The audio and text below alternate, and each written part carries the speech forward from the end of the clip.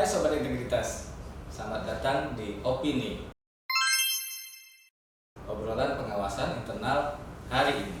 Ini merupakan media komunikasi Inspektorat Jenderal Kementerian Sosial RI dalam publikasi segala hal sesuatu tentang pengawasan internal atau isu-isu aktual yang sedang terjadi di publik hari ini.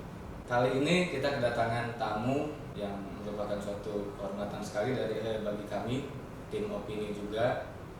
Beliau merupakan PLT Inspektur Jenderal Kementerian Sosial RI, Bapak Dodi Sukmono. Selamat datang Bapak Dodi Sukmono. Kali ini kita akan coba membahas terkait jejaring kerja dan juga manajemen perubahan. Nah, langsung kita coba diskusi. Ada beberapa poin nanti kita bicarakan atau diskusikan. Menurut Bapak bagaimana kita menyikapi jejaring kerja baik di internal maupun di eksternal saat ini, serta bagaimana strategi Bapak dalam membangun jejaring kerja tersebut? Baik, Mas ya. Jadi terkait Inspektorat Jenderal yang dalam hal ini melakukan tugas dan fungsinya selaku aparat pengawasan intern pemerintah, ini secara mutlak sebenarnya harus memiliki jejaring kerja baik itu eksternal maupun internal, karena hal ini berkaitan dengan mitra kerja yang menjadi objek pengawasan Inspektorat Jenderal, yaitu adalah Satker yang di internal Kementerian Sosial. Demikian juga dengan yang eksternal, Inspektorat Jenderal juga melaksanakan tugas pengawasan reguler yang mendapat tugas mandatori dari kementerian seperti atau lembaga eksternal seperti BPK terkait laporan keuangan, BPKP selain instansi pembina pengawasan internal juga terkait dengan SPIP dan lainnya. Kemenpan juga ada Kemenpan RB ya, terkait dengan AKIP, pembangunan zona integritas menuju WPK dan BPM dan lain-lain. Dengan adanya tugas-tugas mandatori tersebut, kita harus dapat membangun jejaring kerja dengan setiap instansi pembina sehingga dapat tercapai tujuan dan target yang ditentukan maupun target yang telah ditetapkan. Demikian, Mas. Oke, baik Pak. Lalu bagaimana Pak proses koordinasi dan juga komunikasi yang diatur dalam jejaring kerja itu sehingga tujuan yang sudah kita tetapkan itu bisa tercapai?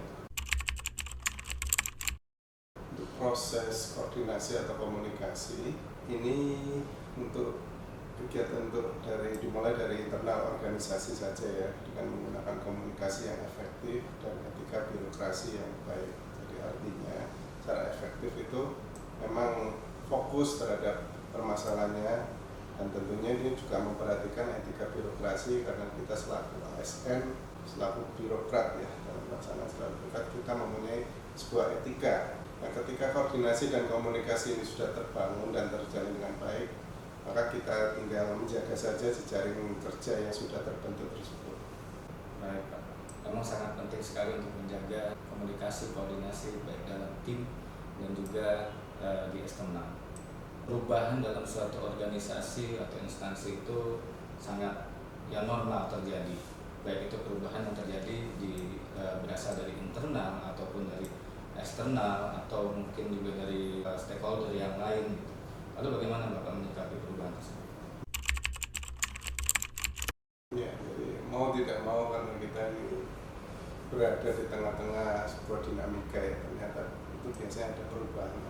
Nah, perubahan ini harus kita antisipasi atau harus kita sadari sebagai suatu organisasi dalam menghadapi perkembangan zaman. Itu memang tidak terlepas dari adanya perubahan, baik itu yang ada di internal kementerian maupun yang berasal dari eksternal. Sekarang tergantung bagaimana kita harus dapat menyesuaikan terhadap perubahan itu, sehingga dengan bisa kita menyesuaikan maka kita bisa beradaptasi dengan permasalahan perubahan atau tantangan yang ada.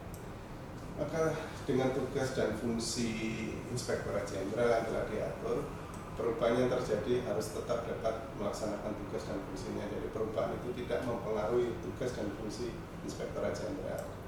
Sebagai bentuk adaptifnya, ya bisa kita mulai dari budaya kerja maupun alat kerjanya, seperti lebih menerapkan, karena kita sudah era digitalisasi tentunya dengan teknologi dan bekerja dengan budaya yang lebih baik. Dan ini memang berbeda dengan dunia digitalisasi, maka budaya kerjanya pun juga akan menyesuaikan. Nah, ini kita harus bisa menyesuaikan dengan perubahan, maka hal-hal yang menjadi penghambat dari tujuan organisasi itu bisa diatasi. Jejaring kerja dan manajemen perubahan yang tadi sudah kita bahas sebelumnya, itu menurut Bapak ada koneksi atau integrasi atau tidak? Lalu bagaimana menurut Bapak kedua hal tersebut bisa diintegrasikan? Terkait dengan integrasi tersebut, ketika kita sudah dapat adaptif ya, atau dapat menyesuaikan dengan perubahan, yang berikutnya yang perlu kita lakukan itu perubahan apa yang terjadi di diri kita itu telah dibahas sebelumnya. Perubahan yang dimaksud seperti budaya kerja, cara bekerja, dan alat kerjanya. Segala perubahan tersebut harus bisa kita koordinasikan dan komunikasikan kepada jejaring kita, baik itu internal maupun eksternal, sehingga tidak terjadi, biasanya kita sebutnya miscommunication ya, kesalahpahaman lah.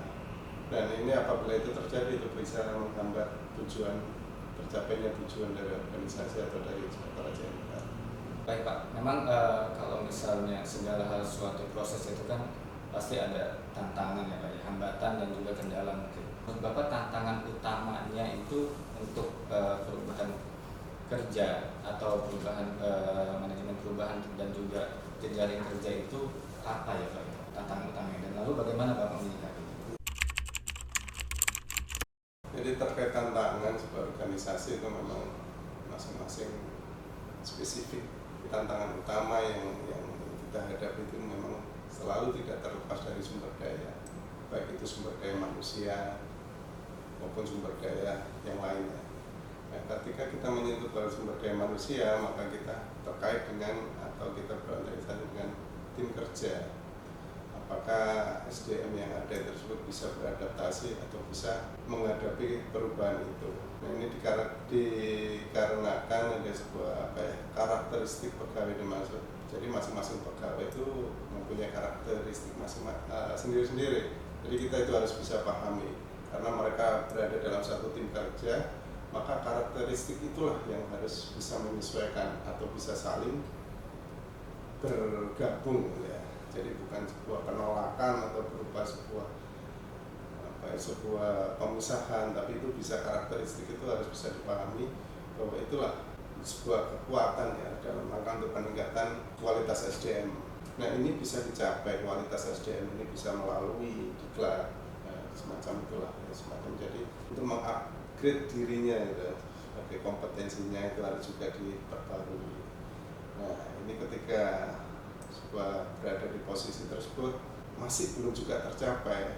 Nah, ini otomatis perubahan tidak mungkin bisa kita hentikan, maka kita yang harus menyesuaikan. Maka pegawai tersebut itu biasanya akan tertinggal dengan perubahan organisasi. Tapi yang jelas dengan SDM yang ada, maka perubahan itu tidak harus mengganggu tugas dan fungsinya dalam mencapai tujuan organisasi.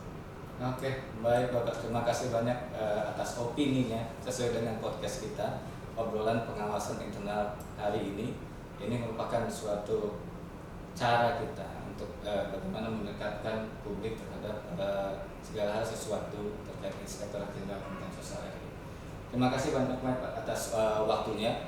Nanti kita akan bertemu lagi di opini-opini berikutnya. Semoga nanti tetap Sobat Integritas dapat memantau atau juga update terus segala sesuatu yang kita sampaikan di sosial media kita. Oke, terima kasih banyak Bapak, terima kasih banyak Sobat Integritas. Nanti kita akan bertemu kembali di opini obrolan pengawasan internal hari ini. Terima kasih.